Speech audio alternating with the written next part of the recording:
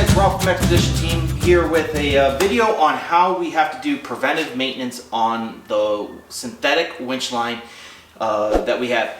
Every spring, because we live in Northeast Ohio or other regions where they use salt and other chemicals on the highways and roads in the wintertime, is the spring after the last snowfall is the best time to clean your synthetic winch.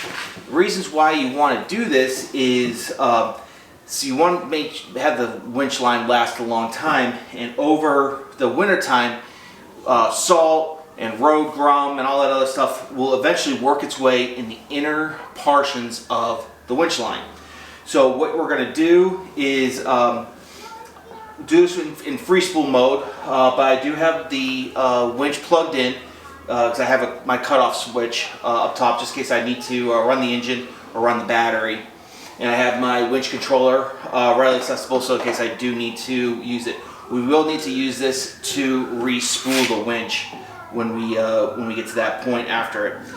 So what we're going to do is I took a big tub of water, put it on the oven on the stovetop for a couple minutes, just get it nice and warm, and just put a little bit of Dawn dish soap. And what we're going to do is we're going to put it in free spool mode and soak the entire line in the water. Let it soak for a couple minutes, and then once we're done with that, we will put it back into. We will clean the winch line by squishing it and just opening the fibers a little bit to get the water in there, and hopefully that's how you're going to get some of the grime out. You're probably not going to get every piece of grime out, but it's going to get the most of it out. So let's get this into free spool mode and we'll unspool it.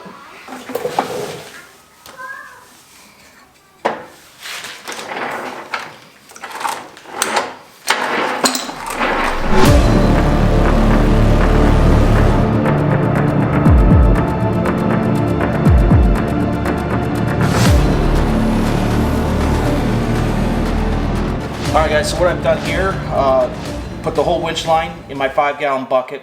I grabbed some hot water and add some more soap to it, so I got a little bit of some soap action going. So what we're going to do is, because obviously I'm not going to be able to get up here, this is the first wrap on the drum. I'm just trying to bring some of the water up here. It's just super dry. It's obviously never seen any UV, or it doesn't get that wet when I'm driving in the rain or whatnot.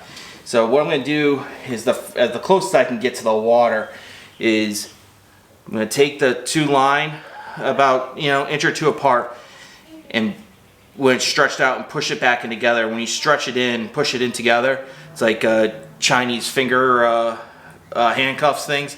It opens up a little bit, and you just do that. I'm going to do that underwater, and then keep doing that every couple inches. I'm going to just put my finger where the other one went, so I'm always doing the full line. Now what I've done is, I don't have a clean tub, but I put the lid of a tub on the floor here, and that's where I'm going to put all the clean line after I've dumped it, after I've used the water. You probably could put it right onto the floor of your garage, but my garage floor is full of salt and crap from the winter, so I don't want to put it, somewhat clean line onto the dirty floor. So this is what I'm going to be doing for the next couple minutes.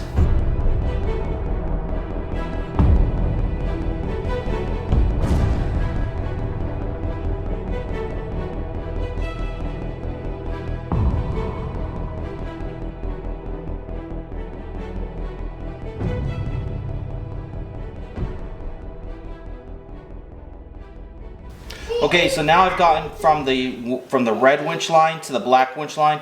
This is a little bit thinner, but this is where the strength is in. The fibers can come out a little bit more, so it's the same thing you're going to be doing underwater.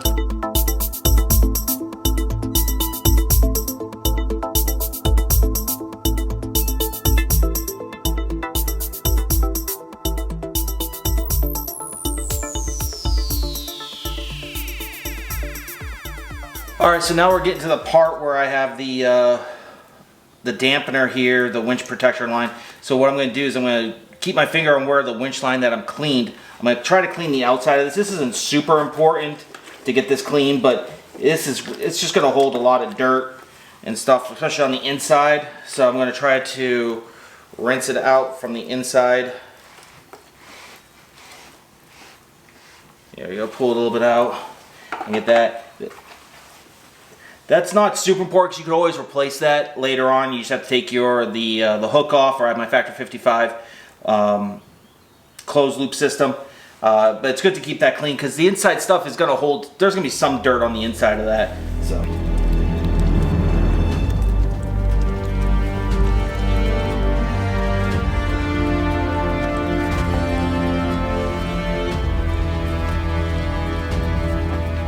Alright, so now I'm here at the end of the winch line.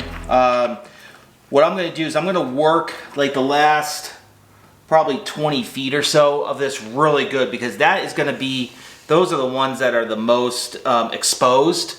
Those are the, probably the last 3 wraps or so. So those are, I'm going to work backwards and put it all back in here. The water is pretty black, but I'm not sure if that is from the dye of the line or dirtness.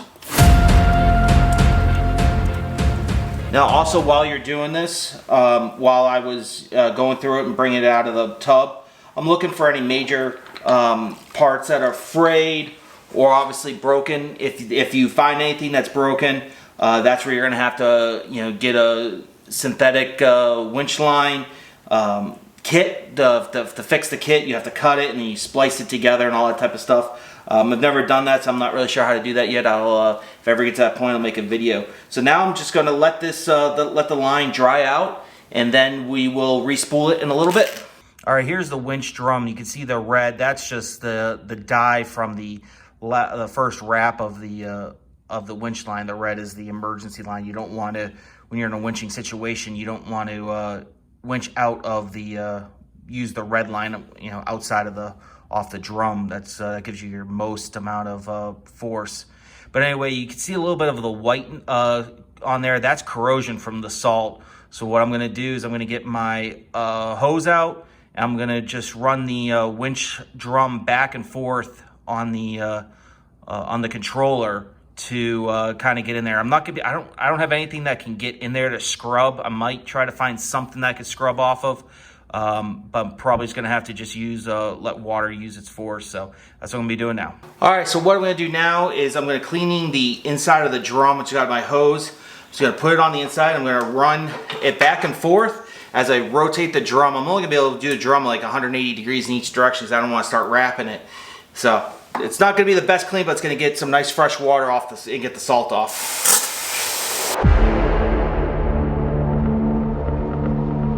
Rinse off the first wrap that I couldn't get with the opposing bucket.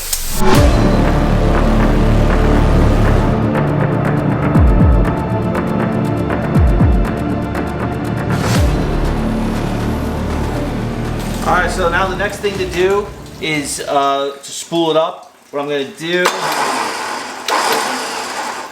it's a 2-person job. It's 1 person to run the controller, and you want someone to put backward force onto the winch line, so it has a little bit of tension and spools up a little bit better. So Dee's coming over this afternoon to help me with some other videos. So when he gets here, we're gonna film this and finish this project up. Like I said, you should be doing this project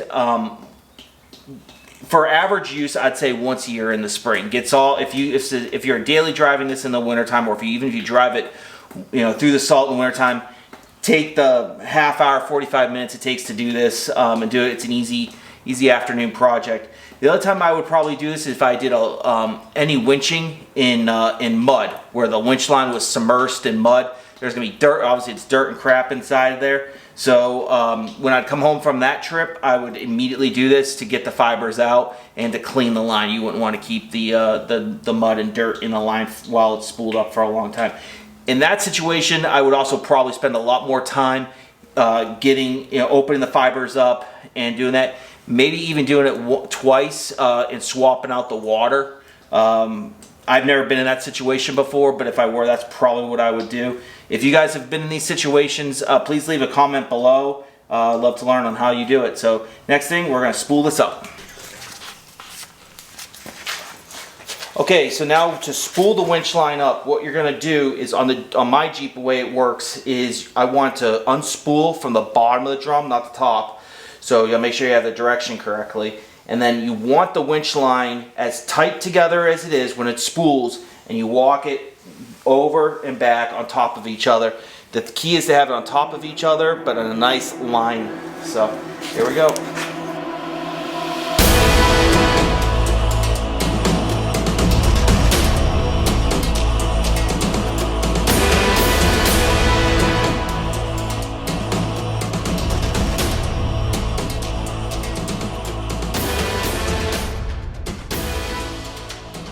Alright guys, so that is how you are going to unspool, clean, and respool your winch. Like I said, you should probably do this if you live in the areas where you have high salt and road crud in the wintertime, and you daily drive this in the wintertime. It's good to do this. And then if you do any winching in a mud pit or something like that, you're going to want to do this immediately after that trip, part of your cleaning of the Jeep. The biggest thing you want to do is you want to get the salt and the mud and the dirt fibers that have embedded itself inside the winch lines.